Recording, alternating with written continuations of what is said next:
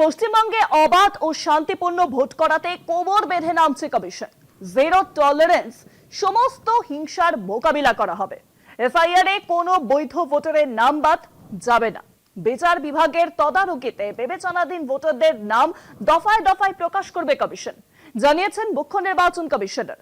তবে রাজ্যে ভোটের দিনক্ষণ নিয়ে মুখ বুজেই থাকলেন গণেশ কুমার। সযত্নে এড়িয়ে গেলেন রাজনৈতিক দলের তোলা প্রশ্ন পর্যন্ত।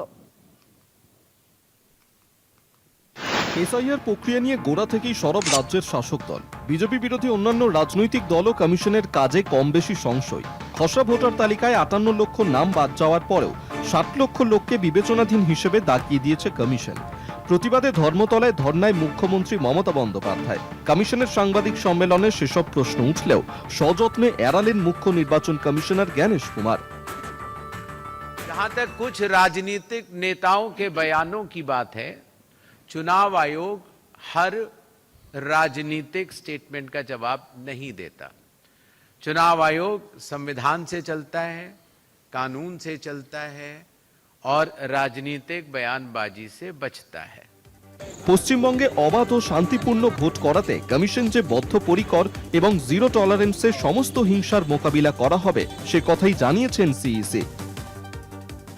बंगाल में होने वाले चुनाव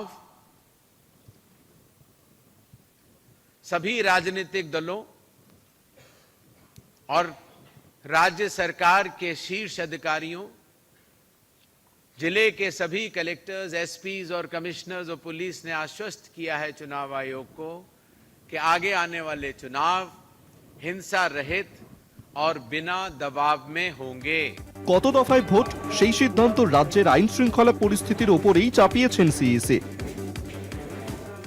As you said, was done in one phase. West Bengal, how many phases the election should be done would be dependent on the law and order preparedness of the state machinery.